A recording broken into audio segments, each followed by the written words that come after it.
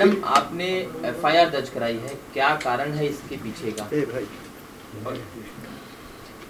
इसी कारण तो ऑब्वियसली जिस लॉ में इट्स कॉल्ड सेक्शुअल हैरेसमेंट, ये सिर्फ एक रीज़न नहीं था उस वक्त जो आज मुझे लोग पूछ रहे हैं कि अभी क्यों। तो ये उस वक्त का ये एक सिर्फ रीज़न नहीं था, उस वक्त बहुत सारी चीज़ें थी और उस वक्त चीज़ों को बहुत अलग तरीके से पोर्ट्रे करके दिखाया गया। जैसे कि आज तक मुझे नहीं लगता टेलीविज़न में बहुत सारे लोगों ने, आर्टिस्टों ने शोज़ छोड़े हैं, जाकर फिल्में की है, फिल्म करके वापस आके उस शो को ज्वाइन किया है। टेलीविज़न इंडस्ट्री में जो उनके तरीके से हो सकता है वो स्टोरी में चेंजेस करते हैं, जब चाहे किसी को घर बिठा सकते हैं, जब चाहे किसी को निकाल सकते हैं।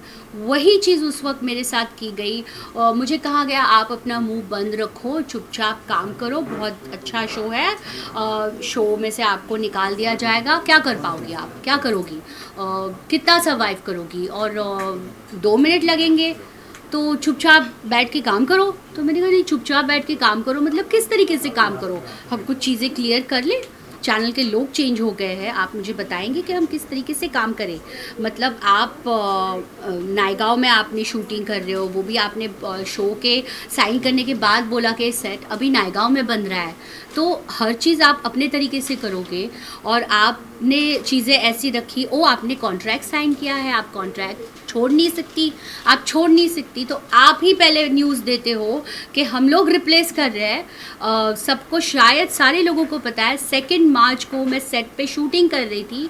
10 दिन की शूटिंग मेरे 2 दिन में करवाई गई, क्योंकि मैं, मेरे नॉन ब्लॉक डेट्स 27, 28, 29 फेब में घर पे थी। वो 29 फेब थी, मुझे अभी भी पता है। मेरी मीटिंग हुई थी, मुझे उस मीटिंग में बहुत बुरे तरीके से इन लोगों ने डांटा था। और उसके बाद 1 और 2 तारीख को फिर भी मैं शूटिंग कर रही थी। 2 तारीख को पूरे मीडिया में था कि मुझे रिप्लेस कर रहे हैं क्योंकि मैं टैंट्रम्स थ्रो कर रही हूँ। और उसके बाद मेरे ब्लॉक डेट्स में इन्होंने मुझे छुट्टी दी। ब्लॉक डेट्स में मुझे कहा हम आपके साथ शूटिंग नहीं कर रहे हैं। मैंने कहा क्यों?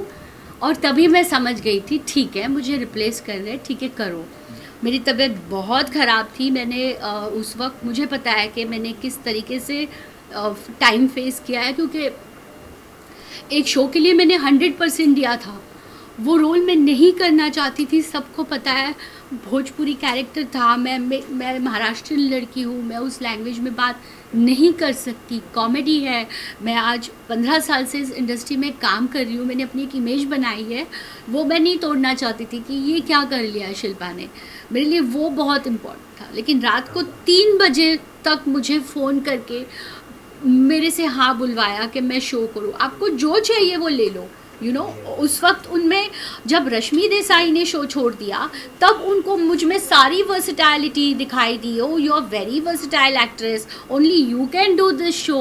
मैंने कहा श्वेता तिवारी को ले लो, नहीं she is doing 1 show with us, तो नहीं होता तो आप उसको ले लेते। मगर इस तरीके से उन्होंने लास्ट मोमेंट पे चेंजेस करके मैंने उस रोल को प्रूव किया। उस वक्त हमारे शो का प्रमोशन नहीं किया गया था। आपके क्या राइट्स है, आप कौन होती है बोलने वाले कि शो के प्रमोशन नहीं किया? मैंने कहा वाओ इट्स वेरी इजी। मतलब आर्टिस्ट सिर्फ पपेट्स है, आर्टिस्ट सिर्फ आके काम करेगा, आप उसके मुंह पे पैसे फेंकोगे वो काम करेगा। That's super. उसके बाद चैनल के लोग चेंज हो गए और आपकी हर चीज़ सिर्फ 1 साइडेड है, सिर्फ 1 साइडेड है। आपको छुट्टी देना, नहीं देना, नहीं हम कल शूटिंग करेंगे, अरे मेरी डॉक्टर अपॉइंटमेंट है, नहीं हम तो शूटिंग करेंगे। हम नायगांव शूटिंग करते, वहाँ पे हमें कोई सिक्योरिटी नहीं, कुछ नहीं। बात करने जाओ, कुछ लोग बहुत प्यार से बात करते हैं। मिस्टर संजय कोहली बहुत प्यार से बात करती है, जैसे तो शुगर टपकती है उनके मुंह से, इतनी प्यार से कि डोंट वरी, मैं हूँ ना।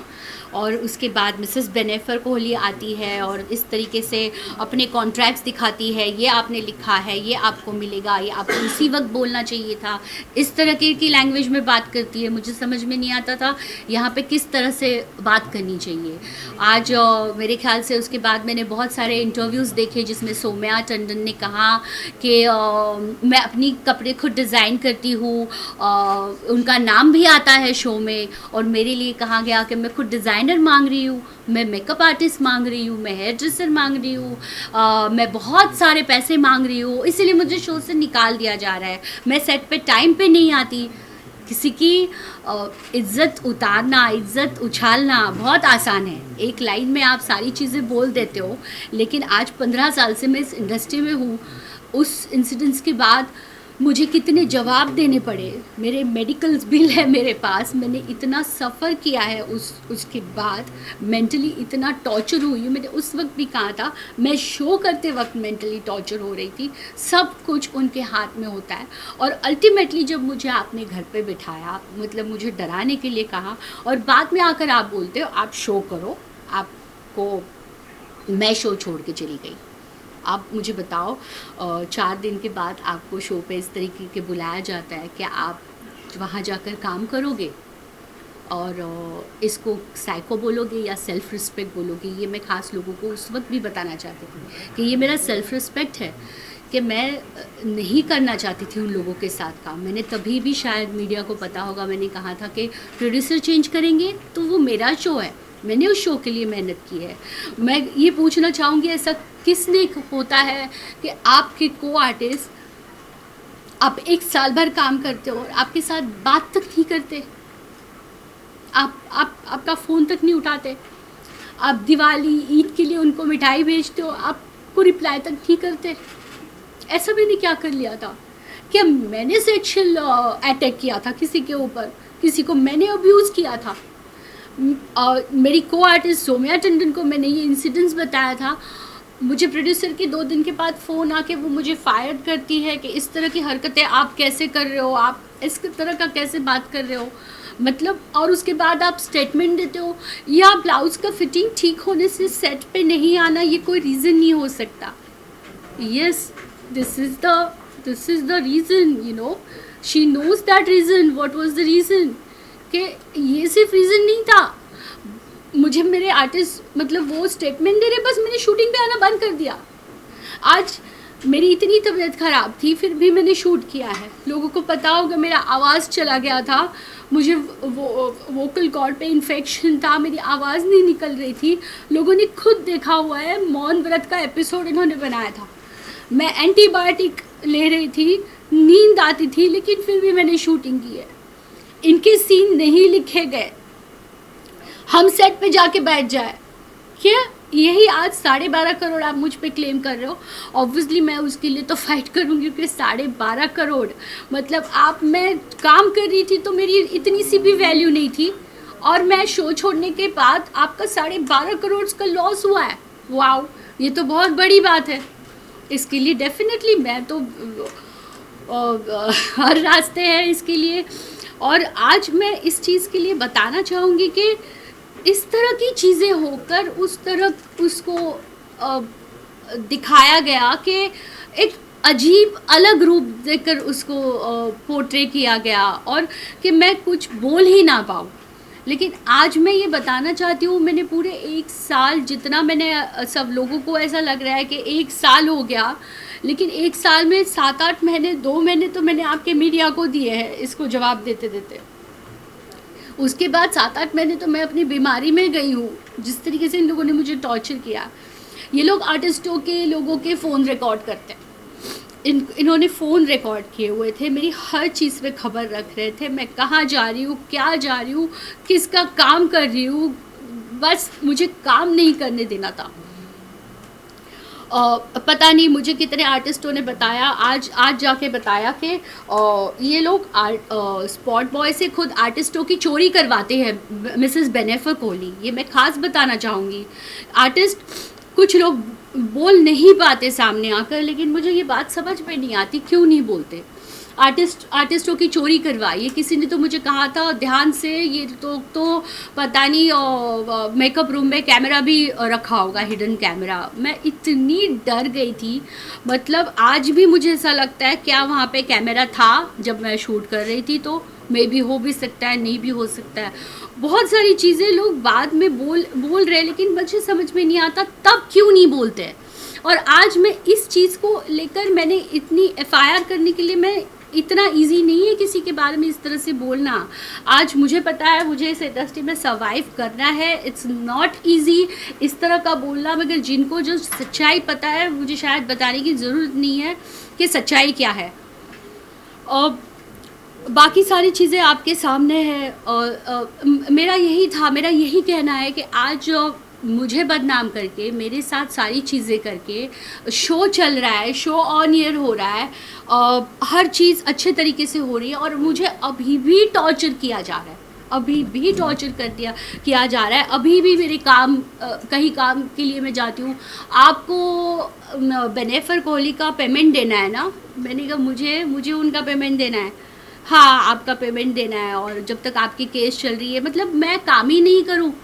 शायद सबको पता होगा, मैं एक ट्रैवल शो कर रही थी, उन लोगों को खास बोला गया, उनको धमकाया गया, उनके फाइनेंसर ले लिए गए कि आप शो नहीं कर सकते मेरे साथ।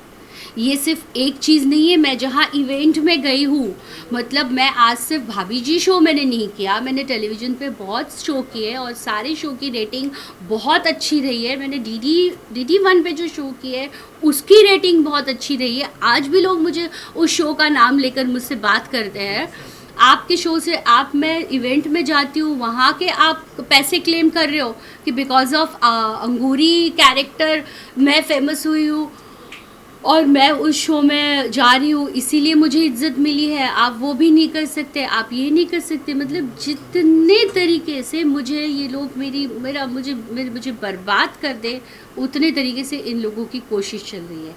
और इसीलिए मुझे ये चीज़ मैंने सच बोली है। और इसके साथ और भी बहुत सारी चीज़ें, और भी इन्होंने जी के फ्रॉड बिल्स लगाए हैं, 12.5 करोड़ के जी के बिल्स लगाए हैं। शायद जी वालों के साथ मैंने बात की थी, जी वालों को इसका पता नहीं है कि जी के इंसेंटिव अमाउंट, TRP लॉस के इन्होंने बिल लगाए हुए हैं, जिसका इनको जवाब देना पड़ेगा ऑब्वियसली। हर तरीके से क्रिमिनल केस बनती है इनके ऊपर, सिर्फ सेक्सुअल हैरेसमेंट की नहीं बनती है। Mrs Benaifer Kohli she is the big culprit, you know. ये लोगों को पता होना चाहिए कि आज इतना सारा किस्सा हुआ, वहाँ पे मिस्टर संजय कोहली कहाँ है, क्यों? वो भी प्रोड्यूसर है, उन्होंने एक स्टेटमेंट दिया है मेरे अगेंस्ट, क्यों नहीं दिया उन्होंने? क्यों नहीं बोला मुझे बताए। आप आर्टिस्टों को सबको जब आप चोरी करते हो ना, तो आपको चोरी छुपाने के लिए 50 चीज़ें करनी पड़ती है। मैं अभी जाकर आपके साथ सब आर्टिस्टों को जाके पूछूंगी कि आप मेरे साथ बात कर सकते हो, आप मेरे साथ बात करते हो। मैं उनको दिवाली विश करती हूँ, वो मुझे रिप्लाई तक नहीं करते, मेरे नंबर ब्लॉक कर दिए उन लोगों ने। क्यों? मुझे पता चलेगा क्यों, इस तरह से क्यों? एक ही प्रोड्यूसर है दुनिया में। ग्रेट। मैडम, आपने जो सेक्सुअल हैरेसमेंट का केस कराया है, कितने दिनों से ये पूरी चीज़ें चल रही थी और FIR कराने में देरी क्यों हुई? सी FIR इतना इजी नहीं है, FIR होना बहुत बड़ी बात है। और ये काफ़ी टाइम से शायद मीडिया के कुछ लोगों को पता है। हमने जब बैठ के बात की थी, मैंने इस बात को बताया था कि एक्चुअली ये भी किस्सा वहाँ पे था, this was the issue. I don't know इस तरह की चीज़ें प्रोड्यूसर बेनेफर कोहली के कान पे आ गई थी कि जो भी संजय कोहली जी का बिहेवियर है वो उसके बारे में थोड़ा सा मुझे अनकंफर्टेबल फील हो रहा है, और मैं इस तरह की चीज़ें बोल रही हूँ किसी आर्टिस्टों को। और ये चीज़ें मैं मीडिया में कुछ जो लोग हैं उनको बता चुकी थी, लेकिन ऑब्वियसली उस वक्त इस तरह का उस पर रिएक्ट करना, उस बात को ऐसे ही बोलना बहुत मुश्किल है। तो FIR ये इस लेवल पे क्रिमिनल केस में इनके ऊपर करूं, और ये काफ़ी टाइम से मेरा चल रहा था।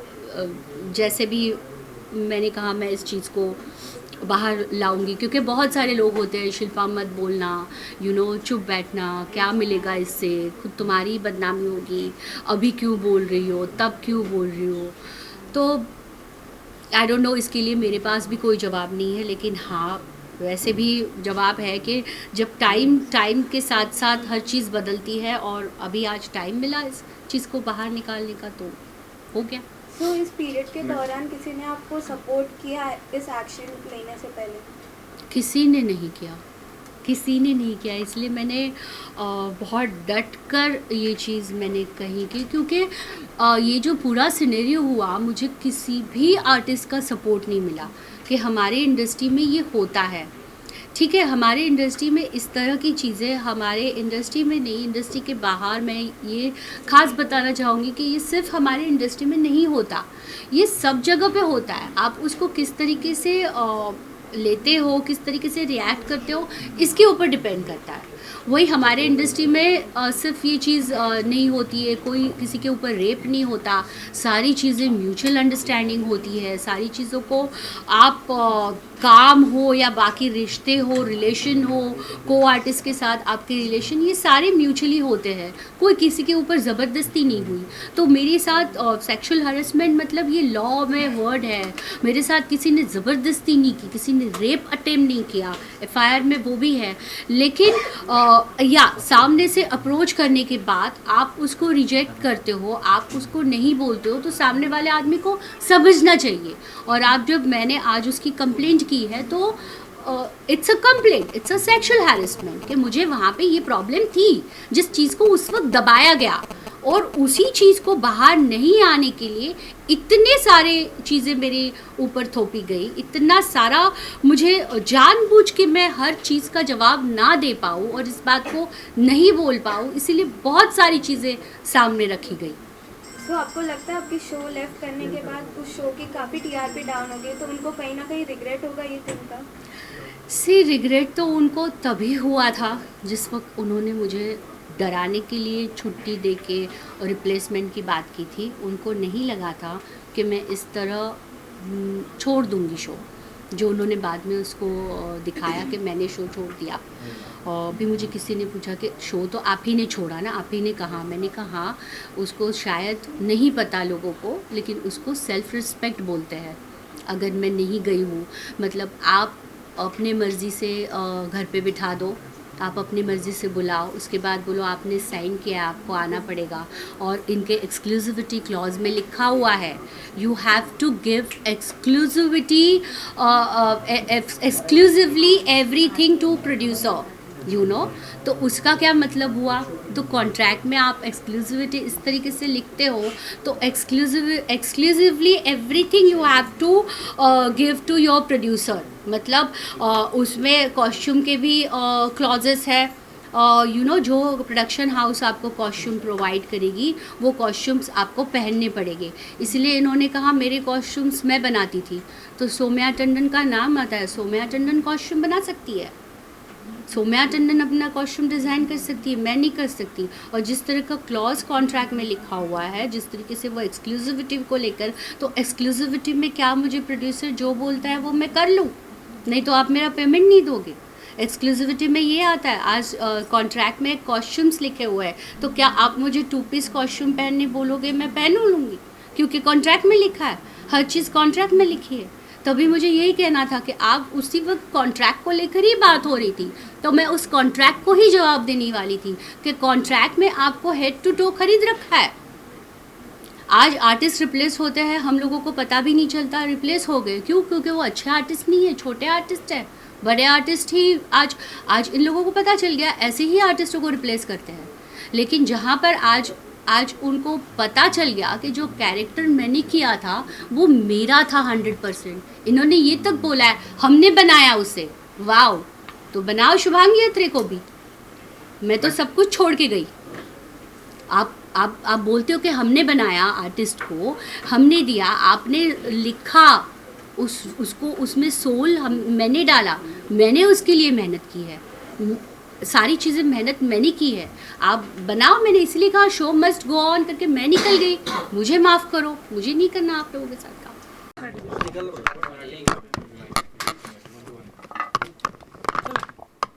रोल